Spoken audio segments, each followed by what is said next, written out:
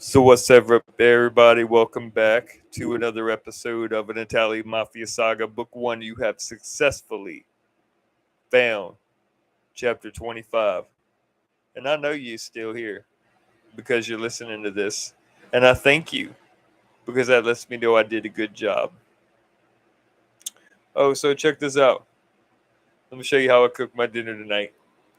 This is called a stinger. And in the Florida Department of Corrections, where I gave 12 and a half years of my life during 2 times to prison, from 26 to I am now 44. So I've been out.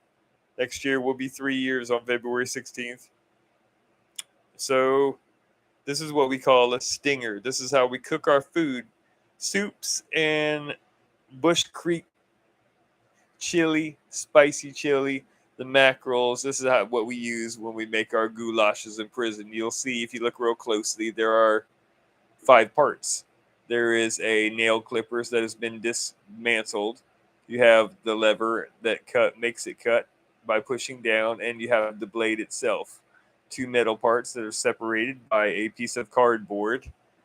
And as you'll notice very closely, there are 3 strands of copper wire that I have stripped and separated and wrapped carefully around both pieces of metal so as not to keep them touching but separated, and then wrapped it all together with a hairband. So there you have a professional stingray, which will boil your water, which I had 2 awesome plates of rice tonight for dinner by using this thing. So what you do, this is the part that cooks. And this is the source that feeds it power, and that is all you need to cook your dinner when you feel like you don't have anything left to do. So I've just given you the quickest method to cook your food. It comes out successful, tasting good, and that is how we do it in prison. Imagine how many of these are out during Super Bowl time, huh? But that's how I cook my dinner in here. And so this is the bucket that I put the hot water in and put my rice in. As you can see, there's still rice grains from dinner tonight, which was very good, by the way. I love rice. So, but yeah, this and water, and you've got your dinner. Without anything further, let's get on with chapter 25 of an Italian Mafia Saga, Book 1. I really hope y'all got all that because I'm not starting over. Over the next 3 days, Donovan, who Arishta Raskalova believed was a man named Vincent Martellino, took this woman around Los Angeles as if they were on a vacation as a couple. The sightseeing they did together in downtown Los Angeles was amazing. It's a business and residential district packed with interesting neighborhoods and attractions. Little Tokyo, Chinatown, the Arts District, and then Olvera Street, the oldest part of LA. The two of them saw it all. Arishta and Vincent played in the arcade at Grand Central Market. Vincent opened up about his life and his mind, his heart, as Arishta listened. The more she warmed up to this bad boy. The two of them rode the Angel's Flight Railway. The two of them held hands as they strolled through Pershing Square.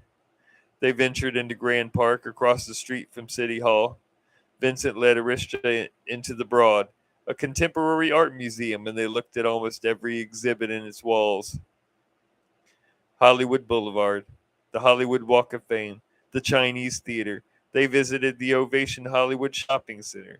They visited the Museum of Illusions, Madame Tussauds, the Museum of Death, the Broadway Theater District. Friday, July 22nd, 2023. Donovan decided to ask Arishta out on a real date, and she said yes. He took her to a wonderful Italian restaurant in Beverly Hills called Il Cielo. They had dinner under a canopy of twinkling lights. The romantic atmosphere, the beautiful bubbling fountains and white tablecloths gave the dinner date a darling ambience, evoking a Tuscan trattoria. Donovan wined and dined her at his own expense. on Foxy champagne, coconut rum, fresh blackberries, lemon juice, and Prosecco. And he had the Costata di Manzo, grilled 22-ounce bone-in ribeye. The Mosto d'Uvala Argula, roasted bell peppers, and a side of asparagus, sauteed asparagus with shallots, thyme, lemon wedges, while Arista ordered a burrata aragasta, carnaroli rice, lobster, burrata cream, and a side of la barbacoa, roasted baby beet salad, toasted hazelnuts, aged goat cheese, lemon, and shallot dressing. After their date, it was off to the Griffith Observatory. This impressive attraction overlooks LA, offering a spectacular view of downtown and the Hollywood sign. Arista and Vincent received an array of space and science-related displays. Saturday, July 23rd, 2023. Arista drove Vincent to the Grove, a popular... Hold on.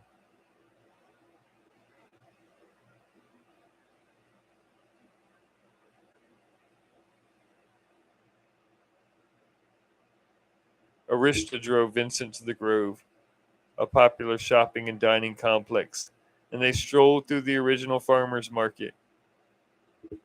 Then she took him to see the 45-foot-tall Hollywood letters. Donovan took Arista to a place he'd wanted to go since he was a kid, Universal Studios. The film studio theme park is one of the oldest studios and still in use today. They went on the Harry Potter ride, the Jurassic Park ride, the Back to the Future ride, and many others that day. The same day, Vincent chauffeured Arista into Beverly Hills, one of the world's most upscale places to live and shop. Arista spent $112,000 on designer clothes and jewelry, while her bodyguard followed her around. They visited the Getty Villas, with displays of art from ancient Greece and Rome. Arista and Vincent built a friendship that looked like they'd grown up together as kids. The body language and the attention trading. Donovan was playing the role and doing a job, and Arista was genuinely falling for Vincent.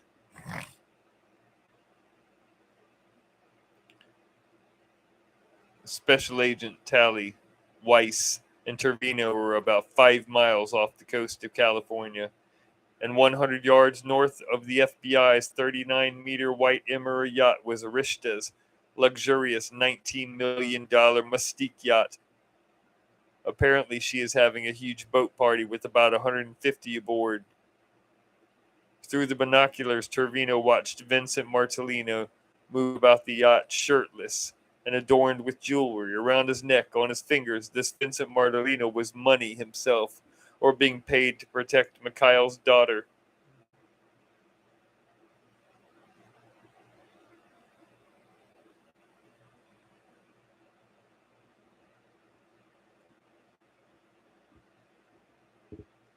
The loud Latin rap music could be heard as the party went on. There were women in bikinis all over the yacht. There were about 60 men aboard, too.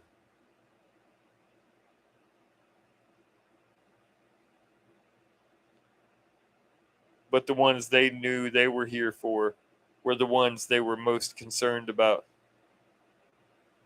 The FBI took turns watching Arista have champagne with Karina Marchikova while introducing Vincent Martellino to her for the first time, along with Alex, Nicholas, and Xander. The nonstop drinking, smoking, cooking, and eating, partying, and swimming off the coast of Cali. With champagne wishes and caviar dreams, this is lifestyles of the rich and Mafia related. The FBI didn't know who any of the other guests were, but it didn't matter.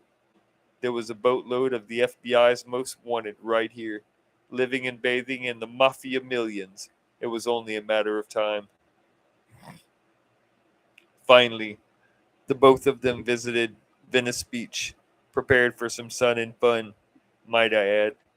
Arista wore her iridescent purple micro bikini and Vincent wore trunks. She was indeed mesmerized by Donovan's hard and muscular body. That tat made him look like a badass baller. Bicycles, beach cruisers, pedestrians playing basketball on the local courts while crowds of onlookers watched. Venice is a free-spirited boardwalk full of funky shops, street performers, and art. Surfing, sailing, sunbathing. Life went on. They even got in a swan boat together and pedaled around Echo Park Lake, enjoying the beautiful view of LA. Thank you for watching. Thank you for the support, the love, for being real. Y'all have a good night. I'm out.